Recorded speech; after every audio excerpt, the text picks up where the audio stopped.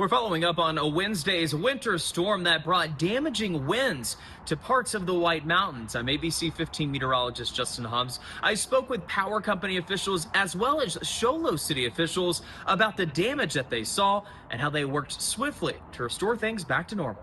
Wednesday's winter blast brought blinding snow from Flagstaff through the White Mountains, but it was the wind that left the biggest mark on the northeast part of the state. It feels almost impossible to comprehend what 60 miles an hour of wind feels like. That's how fast a car goes. Winds from Show Low to Holbrook gusting to over 70 miles per hour, topping even 80 in Pinedale, snapping trees and even taking down power lines. So in Show Low, we actually had one of our steel poles. It folded it over, which took 2 poles out.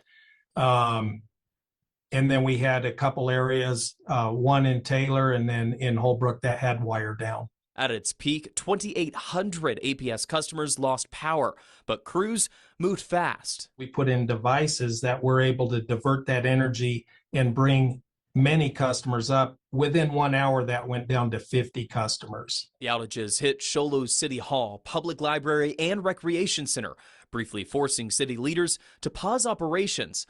Grace says the winds were far outside the norm. It was very atypical from what people are used to. Again, like I said, windy springs are not uncommon, but things really above 25, 30 miles an hour are not common. And so there was public concern. City leaders worked quickly to keep residents informed throughout, and by Thursday, the damage was contained. Things are much improved today.